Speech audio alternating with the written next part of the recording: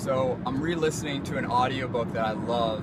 It's called We're All Weird. It's by Seth Godin, and basically the thesis of the book is that we've moved away from mass marketing. We've moved away from marketing to average people who want average things, and we need to move to the edges. We need to target the weird, and we need to get really specific about what we offer and who it's for.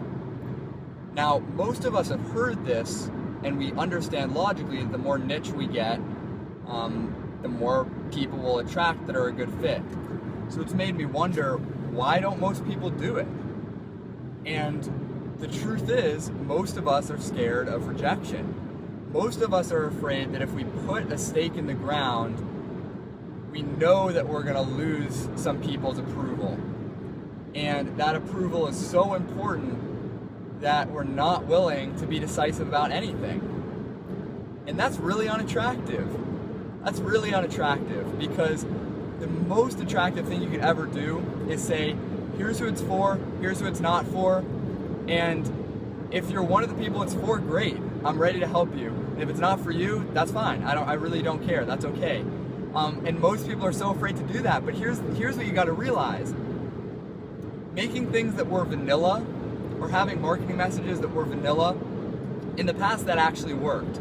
But these days, authenticity and truth is so important in the marketplace that if you make things that are vanilla, you'll actually get rejected by everyone, right? Like if you're making something that's just okay and it's fine, you actually get rejected by everyone, so you have a choice.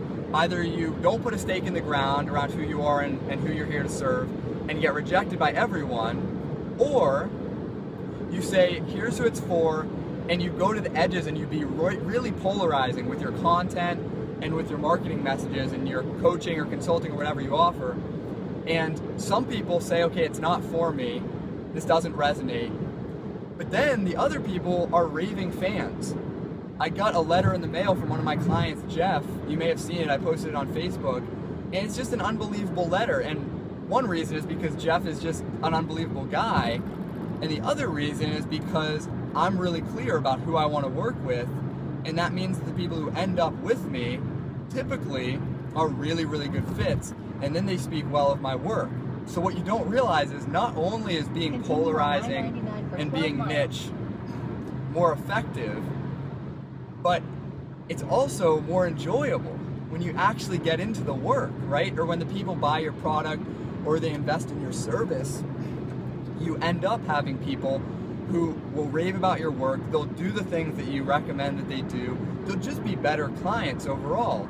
So when you're in an enrollment conversation and you kind of paint the red flags green, right, you see that this person really isn't a perfect fit for you, but you want the money and you're coming from a place of scarcity, that comes back to bite you in the ass, because now you got to get on the phone with that person, you know, every other week, you know, so, and then they don't get the results that they want. So then your confidence goes down, and that makes you be even more vanilla and come from even more scarcity. So my challenge to you is figure out what makes you different, what makes you weird. How can you amplify that? How can you become as alienating as possible and push out everyone who wouldn't be a good fit, and then stand out as decisive and confident for the people who are really looking for what you have to offer? That's my challenge to you now.